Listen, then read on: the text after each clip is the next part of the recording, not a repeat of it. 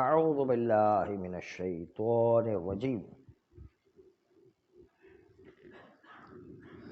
بسم اللہ الرحمن الرحیم وبہ نستعین وہو خیر معین۔ اس فرض پر کہ شراب کی نجاست کو مان لیا گیا، کیا باقی مسکرات مایجات ان کو بھی نجس مانا جائے گا یا نجس نہیں مانا جائے گا؟ اس کے حرام ہونے میں کوئی شک نہیں ہے کہ پینا حرام ہے، صرف بحث ہو رہی کہ وہ نجس مانی جائے گی وہ چیز یا نجس نہیں مانی جائے گی۔ حرام اس لیے کہ ہر نشاور چیز حرام ہوتی ہے، لیکن کیا وہ نجس بھی ہے یا نجس نہیں ہے؟ اصل خمر میں بھی کتنی بحث تھی، بڑی مشکل سے اس کو نجاست کی حد تک لائے ہیں۔ اگر جو خمر جو ہے نجس ہے تو باقی مسکرات بھی نجس رہیں گے یا نہیں، اس پر بحث ہے۔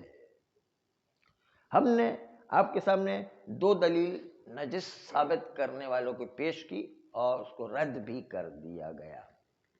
ابھی 3-4 اور دلیلیں آپ کے سامنے پیش کریں گے، جس 3-4 دلیلوں کے اندر اس بات پر کوشش کی گئی ہے کہ کل مسکر مایا بالاصالہ اس کے نجس ہونے کو ثابت کیا جا سکے۔ اس کی تیسری دلیل صاحب حدائق نے پیش کی۔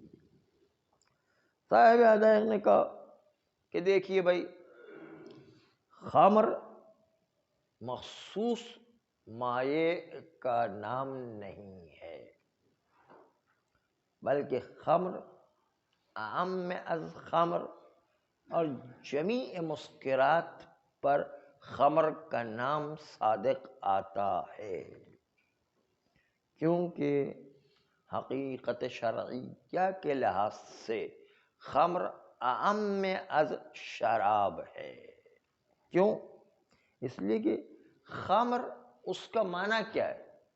ما یخامر العقل، وہ چیز جو انسان کی عقل کو ڈھانپ لے۔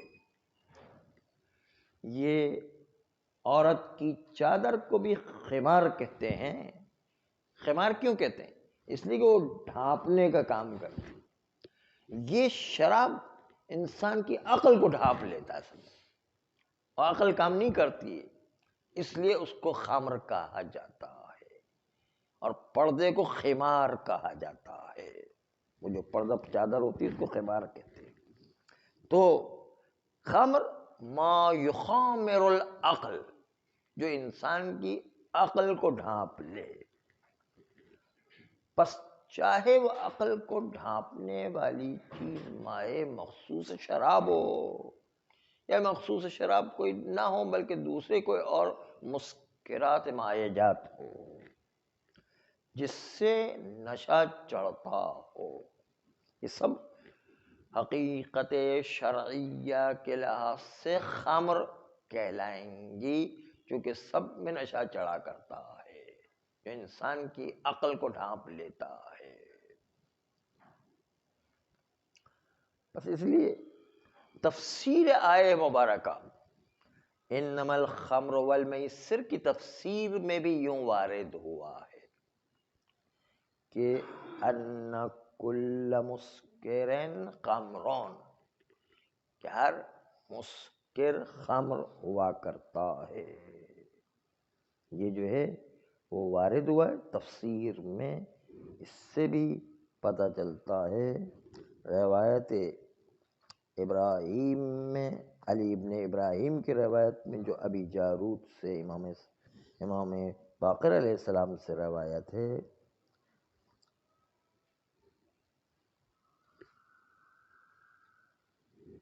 کل مسکر من الشراب اذا اخمر فهو خمرون، یہ روایت ہے امام باقر علیہ السلام کی کہ اما الخمر فکل مسکر من الشراب اذا اخمر فهو خمر، ہر مسکر جب وہ مائجات میں سے اور پینے والی چیزوں میں سے ہو اور وہ نشہ لے کر آ جائے تو وہ بھی خمر ہے۔ بس اس کا مطلب ہر مسکر خمر ہے. اس روایت کی تفسیر، قرآن کی تفسیر جو امام باقر علیہ السلام نے کی، اس کے حساب سے ہر نشہ آور پینے والی چیز جو ہے وہ بھی شراب ہی ہے. یہ جو ہے دلیل پیش کی ہے صاحب حدائق نے کہ ہر نشہ آور پینے والی چیز وہ بھی شراب ہی ہے. چونکہ شراب نجس ہے اس لیے یہ بھی نجس ہوگا. ہر مسکر جس میں نشہ ہو جائے وہ بھی نجس ہے. یہ صاحب حدائق کی دلیل تھی. آقا کوئی اس دلیل کو رد کرتے ہوئے کہتے ہیں کہتے یہ جو نام ہر مسکر کا شراب رکھا ہے، ہر نشہ آور پینے والی چیز کا نام جو شراب رکھا ہے، اگرچہ کہ بعض اہل لغت نے بھی اس کی تائید کی ہے کہ ہر نشہ آور چیز جو پینے والی اس کا نام شراب ہے. ہر وہ چیز جو انسان کی عقل کو ڈھانپ لے اور عقل کو مخلوط کر دے، عقل کو اشتباہ میں ڈال دے، عقل جو ہے پہچان ہی نہ سکے، ماں بہن کی تمیز ہی بھول جائے مثلا، تو وہ چیز جو ہے وہ خمر شمار ہوتی ہے.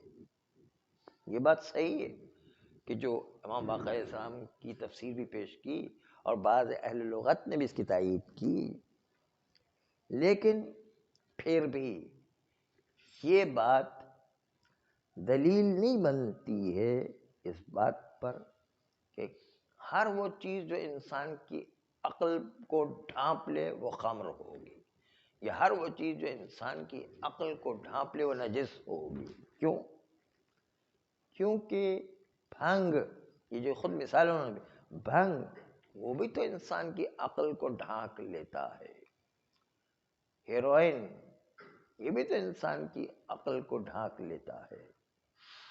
اور اسی طریقے سے چرسو، افیمو، بھنگو، ہیروئن اور پتہ نہیں کیا کیا اللہ بلا چیزیں آ گئی ہیں، یہ سب بھی تو انسان کی عقل کو ڈھانکتا ہے، جبکہ وہ خمر شمار نہیں ہوتی ہیں اور نہ نجس شمار ہوتی ہیں. اما تفسیر میں جو امام باقر علیہ السلام کی روایت میں، اس میں بھی دلالت بر نجاست نہیں ہے، بلکہ وہ صرف دلالت کرتی ہے اس بات کے اوپر کہ وہاں پر قرآن کی آیت کی تائید کرتے ہوئے وہاں پر کہا کہ انما الخمر والمیسر رجسون، رجس کا لفظ قرآن کی آیت میں آیا ہے اور اس سے اجتناب کرنا لازمی ہو یا وہ نجس ثابت ہو جائے، وہاں پر اس بات کو ثابت نہیں کیا گیا. ہم بھی مانتے ہیں کہ ہر نشاور چیز رجس ہوا کرتی، اس سے بچا جائے، لیکن اس سے نجاست کہاں ثابت ہوتی ہے؟ بس قرآن کی آیت میں رجسون کا لفظ ہے، رجسون سے نجاست ثابت نہیں، اجتناب کرنا لازمی ہے، لیکن اس سے نجس ہونا جو ہے وہ ثابت نہیں ہوتا ہے.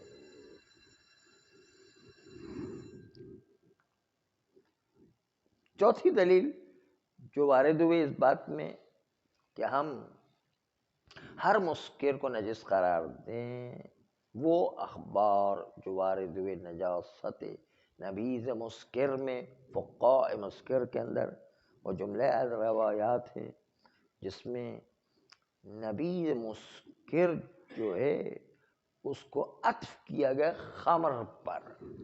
خمر نجس ہے، بس نبیذ مسکر بھی نجس ہے. اس سے پتہ چلتا ہے کہ نجاست اعم از خمر اور غیر خمر باقی تمام مسکرات کے لیے ہے. اس کے علاوہ جو ہے وہ خمر کی چند اقسام ہیں، صرف وہی نہیں ہے کہ جو انگور کی شراب بنے اسی کو خمر کہا جائے. صحیح عبد الرحمن ابن حجاج میں ہے کہ پیغمبر صلوات اللہ علیہ نے ارشاد فرمایا کہ الخمر من خمسۃ، خمر 5 چیزوں سے بنتی ہے. العصیر من الکرم،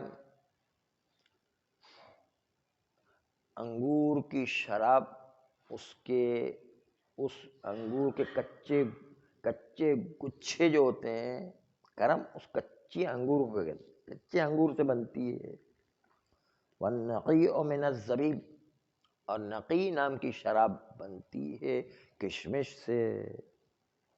والبتع من العسل، اور بتع نام کی شراب بنتی ہے شہد سے. والمرز من الشعیر، اور مرز نام کی شراب بنتی ہے جو سے. والنبیذ من التمرۃ، اور فقہ نبیذ جو ہے شراب بنتی ہے خرمیز سے. یہ 5 قسم کی شراب خود پیغمبر نے اپنی حدیث میں ارشاد فرمائی ہے. اس بنیاد پر نجاست میں فرق نہیں ہے کہ خمر ہو یا غیر خمر ہو، باقی مسکرات بھی نجس ہوں گی. یہ تھی دلیل. چوتھی دلیل اس بات پر کہ ہر مسکر کو نجس ہونا چاہیے شراب کی طرح.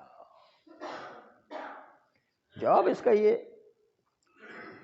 کہ روایات میں خمر پر نبیذ مسکر کو عطف کیا گیا، تو وہاں پر جو عطف کیا گیا ہے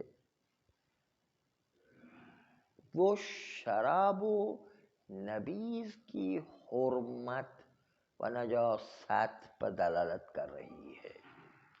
اور ہمارا مدعا یہ نہیں ہے. شراب و نبیذ کو تو ہم مانتے ہیں کہ دونوں نجس اور دونوں حرام ہیں. بات صرف یہ ہے کہ باقی مسکرات کا تذکرہ کہاں ہے. باقی مسکرات کا تذکرہ نہیں ہے. باقی مسکرات کے اندر جو ہے وہ کوئی لفظ ایسا نہیں آیا تھا. نبیذ مسکر کو عطف کیا تھا خمر پر، اور یہ ایک دوسرے پر عطف کر کے جو نجس ثابت ہوتے. زیادہ زیادہ یہ ہو گئے نا. مسکرات کل مسکر کا تذکرہ تو نہیں تھا وہاں پر. اس لیے آپ کل مسکرات کو کیسے ثابت کر رہے ہیں کہ کیسے نجس ہوگی وہ. دوسری بات یہ کہ آپ نے فرمایا کہ پیغمبر نے ارشاد فرمایا کہ 5 قسم کی شراب ہوا کرتی ہے، تو ہم بھی کہتے ہیں کہ 5 قسم کی 5 قسم کی شراب نجس و حرام ہے.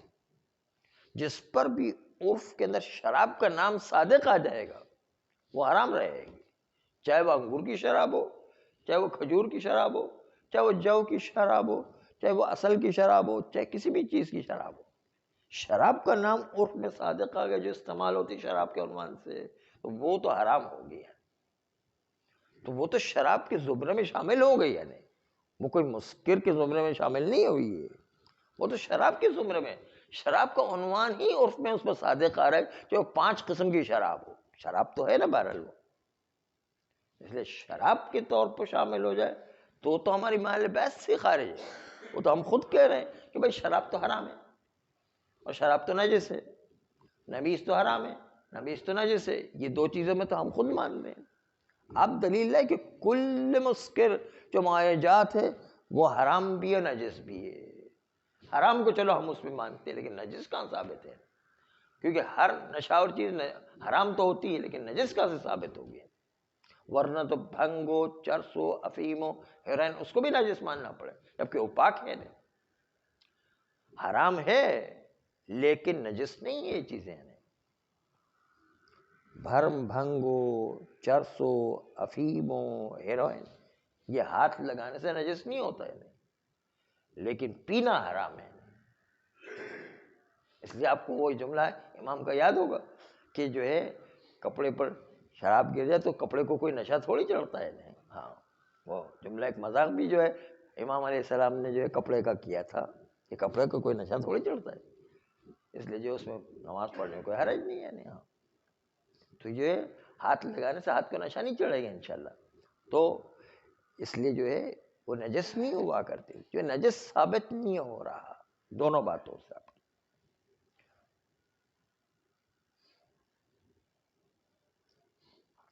پانچویں دلیل اس بات کے اوپر کہ شراب کے علاوہ باقی مسکرات بھی نجس ہوا کرتی ہیں.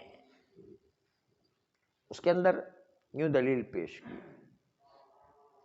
کل مسکرن خمرون کل خمرن حرامون، یہ دلیل پیش کی، صغرا کبرا بنا ہے، کل مسکرن خمرون وکل خمرن حرامون وکل مسکرن حرامون ونجسون، یہ ثابت کیا ہے، صغرا کبرا بنا کر کے یہ ثابت کیا انہوں نے۔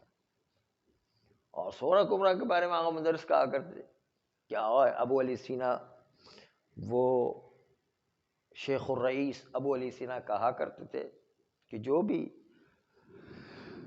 منطق کی شکل اول صغرا کبرا کو نہ مانے، اس کے نتیجے کو نہ مانے، وہ اصلا بشریت سے خارج ہے، وہ اتنی ایک صغرا کبرا جیسی بدیہی چیز کو نہیں مان رہا ہے، عالم بشریت ہی سے خارج ہے، وہ انسان ہی نہیں ہے اصلا۔ ہاں، یہ اتنی تاکید کرتے کہ صغرا کبرا کی دلیل اتنی مضبوط دلیل ہوا کرتی ہے۔ اب جو ہے دلیل کیا پیش کی، کل خمر مسکر کل مسکر خمر کل خمر حرام کل مسکر حرام، یہ جو ہے صغرا کبرا بنا کر کے دلیل پیش کی۔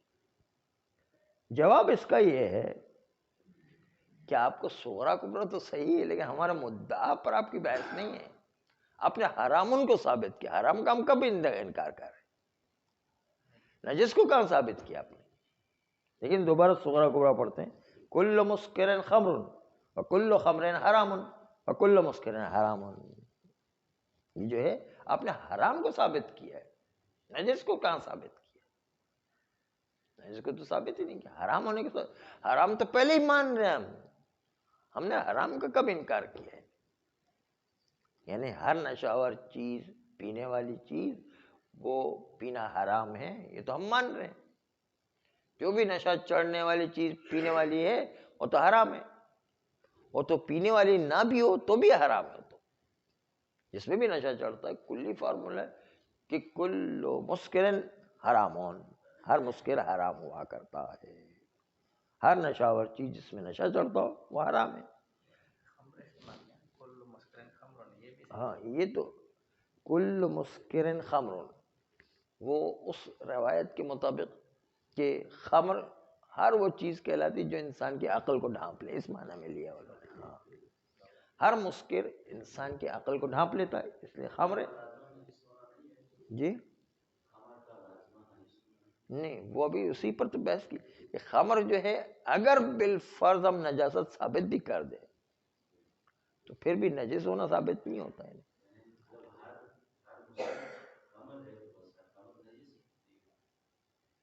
خمر تو نجس ہے، لیکن خمر جو ہے وہ اس معنی میں لیا کہ عمومی معنی لیا انہوں نے، یعنی جو بھی انسان کی عقل کو ڈھانپ لے، وہ معنی لیا، اس لحاظ سے وہ شامل نہیں ہوتا ہے۔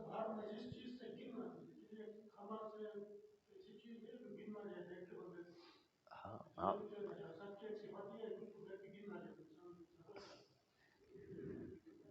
آپ کو جو ہے کا اہل کتاب لڑکی دیکھ کر گھن آ رہی ہوتی ہے، یا بہت بہت مزہ آ رہا ہوتا ہے نہیں؟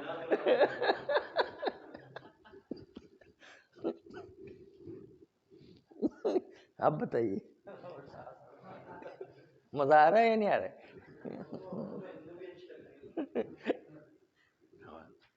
کیا ہندو ہو؟ اچھا، نشہ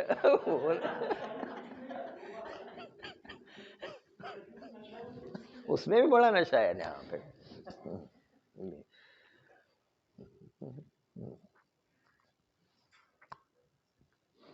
دوبارہ استدلال سنیں، کل مسکرن خمرون، ہر نشہ آور پینے والی چیز خمر شمار ہوتی ہے، جو لغوی معنی ہے یا عمومی معنی کا ہے تو اس معنی میں لیے کل خمرن حرام، اور ہر خمر حرام ہے، نجس کو پھر بھی ثابت نہیں کیا ہے اس دلیل میں۔ کہتے ہیں کہ یہ اخبار اگرچہ کہ وارد ہوئی ہیں اس میں کہ ہر مسکر کو خمر قرار دیا اور ہر خمر کو حرام قرار دیا، اس سے علاوہ بر اس کے کہ اس روایت کی سند بھی ضعیف ہے اور دلالت بھی مدعا پر دلالت نہیں کر رہی ہے، کیونکہ مدعا ہمارا نجس کو ثابت کرنا تھا، نہ حرام ہونے کو ثابت کرنا۔ اس کے علاوہ یہ کہ ظاہر جو کل خمر حرام ہے اور ہر مسکر خمر ہوا کرتا ہے، یہ صرف تشبیہ بلحاظ حرمت ہے اور تشبیہ بلحاظ نجس نہیں ہے، تشبیہ بلحاظ حرمت ہے کہ کل خمر کو کل مسکر کے ساتھ تشبیہ دیا گیا ہے، اس کو مسکر کو منزل خمر میں رکھا گیا ہے، تو تمام آثار میں خمر کی منزلت میں نہیں ہے، فقط جو ہے وہ حرام ہونے کے لحاظ سے مسکر کو خمر کی منزلت میں رکھا ہے۔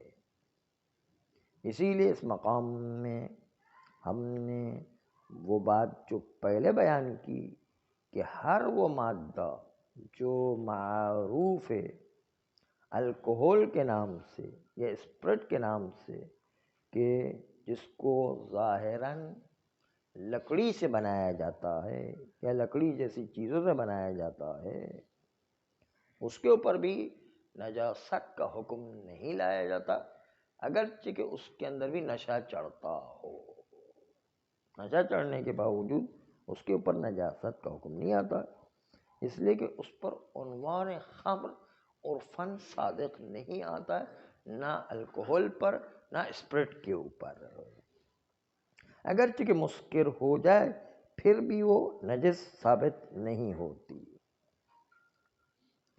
اما وہ چیز کہ جو خمر بنانے میں کام آتی ہے، جیسے الکحل یا اسپرٹ انگور کے ساتھ ملا کر کے ابال کے اس کو شراب بناتے ہیں، تو چونکہ یہ چیزیں اگرچہ کہ نشہ آور ہو لیکن پھر بھی اس کی نجاست جو ہے وہ کسی طرح خمر کا عنوان نہیں رکھتی، اس لیے نجس ثابت نہیں ہوگی۔ اور اسی طریقے سے وہ چیزیں جو خمر کو ابالنے کے نتیجے میں بالکل خمر کو ابال دیں اور بالکل اس کا پانی جلا دیں، تو جلانے کے بعد جو چیز بچتی ہے، وہ جو چیز جو شراب میں سے بچی ہے، اگرچہ کہ نشہ اس سے آتا ہو پھر بھی چونکہ عرفاً اس کو شراب نہیں کہا جاتا، اس لیے اس کو نجس نہیں مانا جائے گا۔ جو عنوان شراب رکھتا ہو اس کو نجس مانا جائے گا۔ شراب کو بھی، انگور کی شراب کو بھی اتنا ابالے کہ سارا پانی جلا دے اس کو بالکل، تو اس کے اندر ایک بالکل حلوے کی سی ایک شکل بن جائے گی، حلوے کی جو شکل بنے گی تو اس کو عرفاً شراب نہیں کہا جاتا، جب شراب نہیں کہا تو اس عنوان شراب جب ختم ہو گیا اور نجاست ہے عنوان شراب پر، عنوان شراب جب نہیں ہے تو اس کے نتیجے کے اندر وہ نجس باقی نہیں رہے گا، اگرچہ کہ نشہ آ رہا ہے تو حرام ہوگا وہ، لیکن نجس نہیں رہے گا۔ تو نہ شراب بننے سے پہلے اجزاء میں نجاست ہے، نہ شراب بننے کے بعد جو اس کا حلوہ بن جاتا ہے وہ بھی عنوان شراب نہیں رکھتا، وہ بھی جو ہے شراب کا عنوان نہ رکھنے کی سے نجس نہیں ہوگی، اگرچہ کہ دونوں طرف نشہ چڑھنے کی وجہ سے، چاہے شراب بننے سے پہلے الکحل میں نشہ چڑھ رہا ہو یا شراب بننے کے بعد اس حلوے کے اندر نشہ چڑھ رہا ہو، نشہ چڑھنے کے سے حرام تو رہے گا لیکن نجاست اس کی ثابت نہیں ہوگی، کہ عنوان خمر اس پر صادق نہیں آ رہا ہے۔ صلی اللہ علیہ